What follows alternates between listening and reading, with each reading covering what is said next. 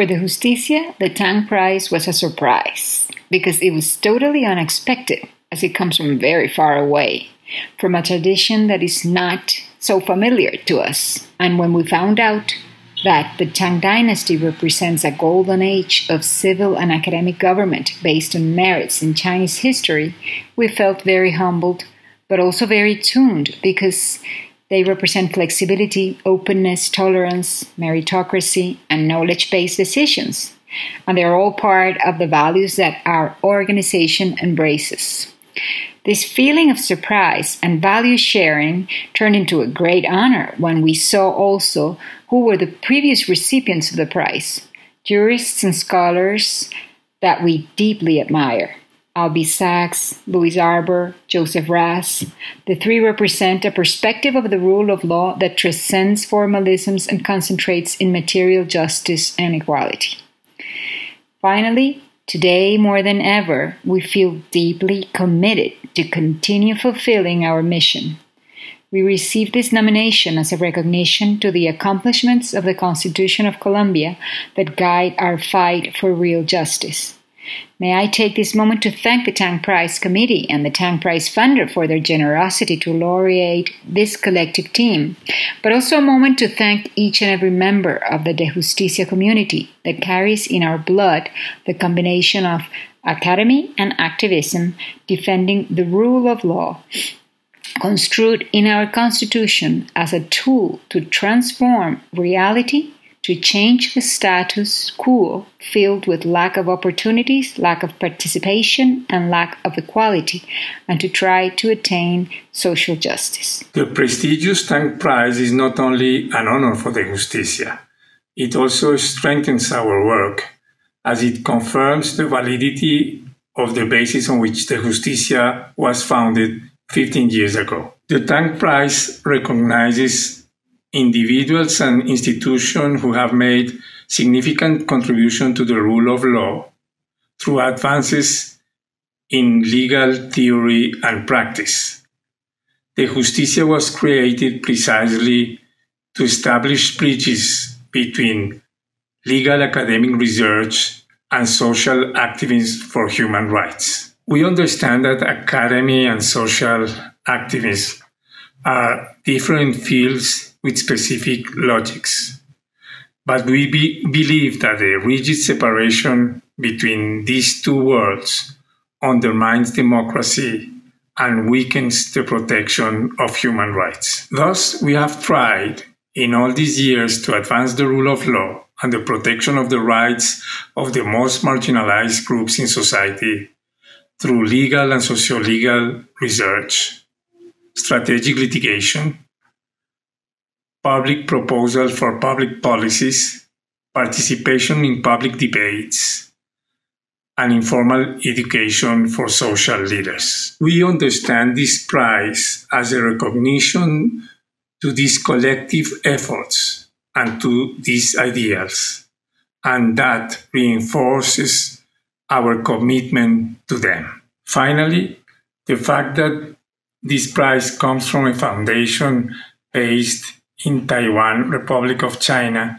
is an additional motive of pride and satisfaction. Taiwan and Colombia are very different countries. In spite of that, they share some common challenges. We are both trying to overcome a legacy of authoritarianism and strengthen democracy and the rule of law in a very difficult context. We understand this prize also as a recognition of these shared ideals and challenges of our countries.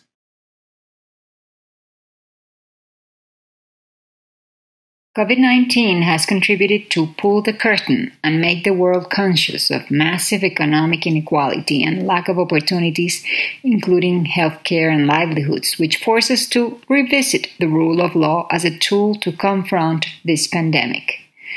First, because the rule of law is the institution on which lies the safeguard of the rights to health, shelter, work, especially for minorities and for vulnerable populations, but also because the well-understood rule of law helps to find a balance between liberties and authority. Internationally, it has shown how the world is interconnected and what happens to one state affects its neighbors, close and far, and this reflects in terms of access to food, medicine, and work.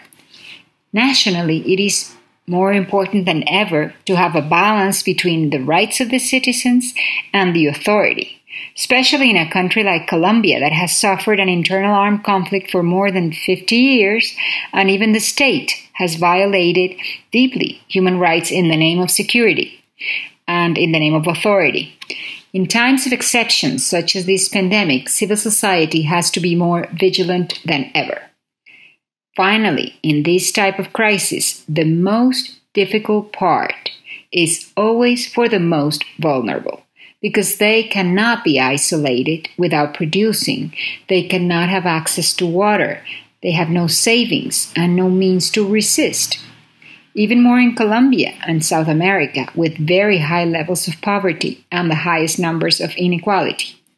The executive must balance the access to these rights, and the legislative and the judiciary must honor the system of checks and balances, looking for distributive justice. And in this, our role of a civil society is to continue placing academy and activism at the service of the rule of law, so that all its members are included effectively and equitably. The pandemic of COVID-19 implies two different difficult challenges for the Justicia. The first is a practical one. We need to adapt our daily activities, which are significantly based on work in the field, to the requirements of social distancing that makes much more difficult this kind of work. The second one is a more theoretical and political one. Governments have assumed emergency powers which must be justified to face the health threats posed by the pandemic. However, emergency powers are always risky for the rule of law, as they implicate severe restrictions on human rights and extreme concentration of power on the executive branch. Besides, COVID-19 might increase poverty and inequality. In a sense, we are living a triple emergency: a health emergency because of the pandemic, a legal emergency because of the emergency powers assumed by governments, a social emergency because of the impacts of the pandemic and the measures taken to combat it. In that context, organizations such as Dejusticia face huge challenges.